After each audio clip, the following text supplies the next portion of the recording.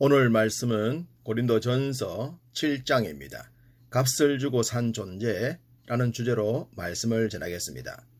바울은 우리가 하나님께 영광을 돌려야 할 존재임을 깨닫게 하기 위해 값으로 산 존재가 되었다는 것을 강조했습니다. 성령이 내주하여 계시는 성전인 것도 기억하라고 하면서 말입니다. 바울이 이것을 강조한 것은 고린도 교회 내에 들어온 음란의 문제와 지체들 간의 다툼의 문제 때문이었죠.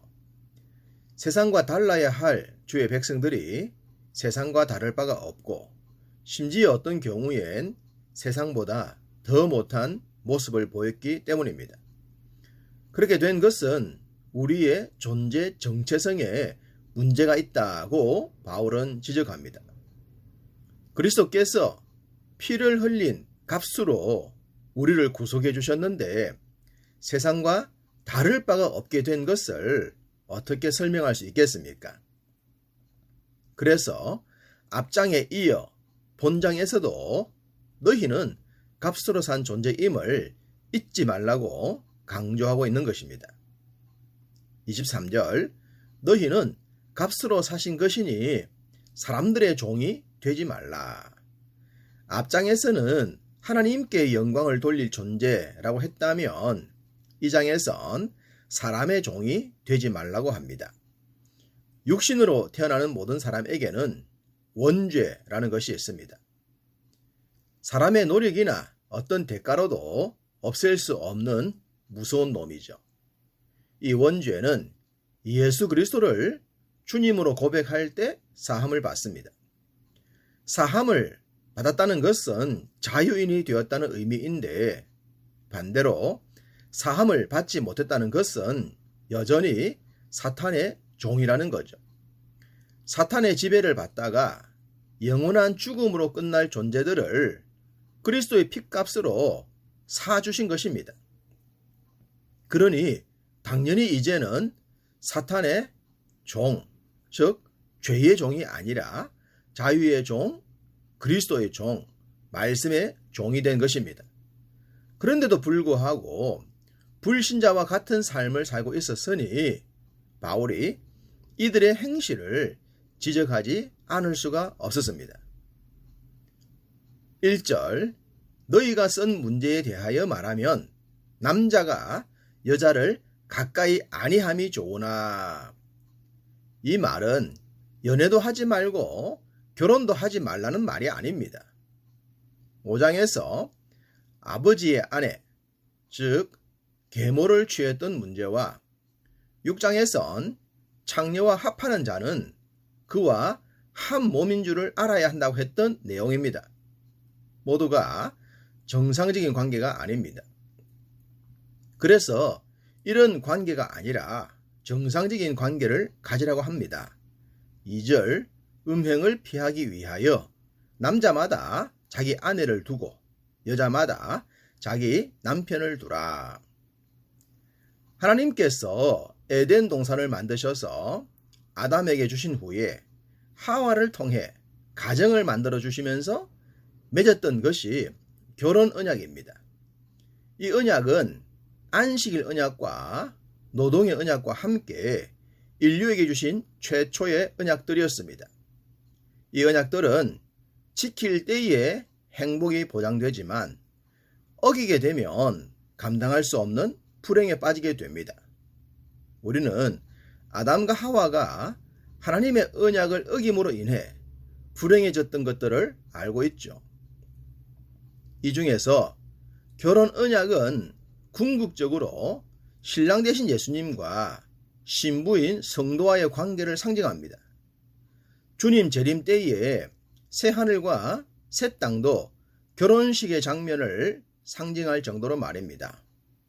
요한계시록 21장 1절 또 내가 보매 거룩한 성 새 예루살렘이 하나님께로부터 하늘에서 내려오니 그 준비한 것이 신부가 남편을 위하여 단장한 것 같더라. 이만큼 결혼은 믿음 생활에서 중요한 요소임을 강조하고 있습니다. 또한 천국의 가장 작은 공동체가 가정입니다. 천국의 미래적 모습은 작은 천국을 마음에 모신 성도가 이룬 가정을 통해 경험하게 됩니다. 소위 가정천국이라는 표현같이 성도의 가정은 천국의 모습을 담아야 합니다. 믿는 자들이 가정에서 천국을 경험함으로 천국을 사모하게 되겠죠. 그것이 결혼을 통해 이루어지는 것입니다. 그런데 불행히도 고린도 교회는 이런 모습을 보여주기는커녕 더 세상처럼 된 것입니다. 바울은 복음을 위해서 주님과 결혼했던 사람입니다. 그래서 평생 독신으로 살았습니다. 그러다 보니 자신의 개인적인 경험을 결혼에 적용시키고 있습니다. 7절 나는 모든 사람이 나와 같기를 원하노라. 그러나 각각 하나님께 받은 자기의 은사가 있으니 이 사람은 이러하고 저 사람은 저러하니라. 독신의 최대 장점을 들려면 복음에 몰두할 수 있다는 것입니다. 결혼을 하게 되면 배우자와 자녀들에 대한 여러 가지 신경 쓸 일이 있기 때문이죠. 그러나 육신을 가진 인생들이기 때문에 결혼을 하지 않았을 때에 자칫 넘어야 할 선을 넘을 수 있기 때문에 결혼하라고 한 것입니다. 다만 자신처럼 독신의 은사가 있을 땐 예외입니다. 바울은 8절 이하에서 결혼하지 아니한 자들과 결혼했지만 홀로 된 과부들과 이미 결혼한 자들을 향하여 권면하고 있습니다.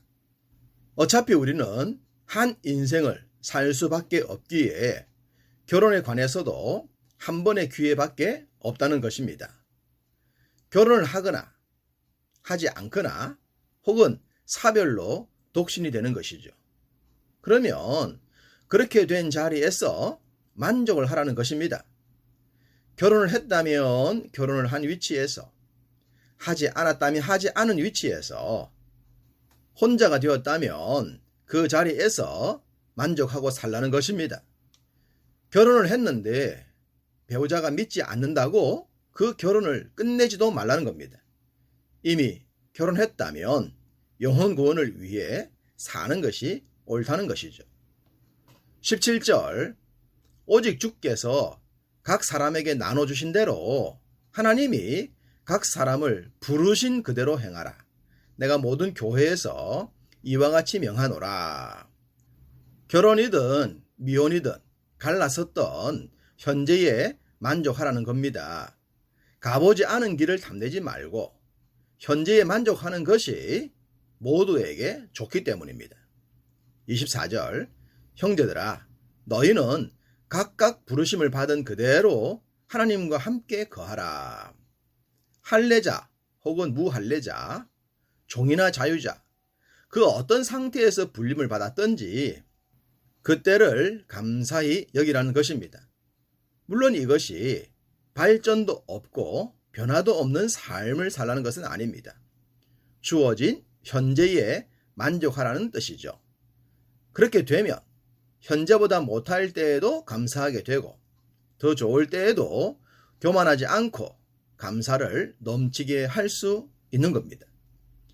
25절 이하에선 결혼을 하거나 하지 않거나 다 염려와 걱정거리가 있다는 것을 말합니다. 처녀와 과부의 예를 들면서 말입니다. 처녀에게도 걱정거리가 있고 과부에게도 당연하고 결혼한 사람에게도 당연히 있습니다. 그러니 어디에도 염려와 걱정 없는 곳은 없다는 겁니다. 그러므로 주어진 상황에 만족하고 감사하라는 것이죠. 35절 중반절에 오직 너희로 하여금 이치에 합당하게 하여 흐트러짐이 없이 주를 섬기게 하려 함이라. 결론은 믿음 생활에 지장이 생기지 않도록 하라는 겁니다. 현재적 관점에서 보면 결혼을 통해 하나님께 영광 돌리는 것이 좀 더 유익해 보입니다. 물론 독신으로도 얼마든지 하나님께 영광 돌리는 삶을 살 수 있습니다. 우리 모두는 하나님께로부터 각자 받은 말씀이 있습니다. 그 말씀을 붙들고 나아가기만 하면 됩니다. 38절. 그러므로 결혼하는 자도 잘하거니와 결혼하지 아니하는 자는 더 잘하는 것이니라. 바울처럼 살 수 있으면 살면 됩니다. 그러나 바울처럼 살 수 없으면 브리스길라, 아굴라 부부처럼 살면 됩니다. 결혼의 비전이 있던 독신의 비전이 있던 하나님께 영광 돌리는 삶을 살기만 하면 됩니다. 무엇보다 세상 사람들과는 다른 모습으로 말입니다. 모든 가정이 복음 안에서 건강하고 가정에 속한 모든 자들이 복음에 합당하게 사는 것이 주님의 뜻입니다. 문제 많은 세상 속에서 삶의 본을 보여주는 여러분이 되셔서 하나님의 기쁨, 사람의 기쁨 되시기를 주님의 이름으로 축복합니다.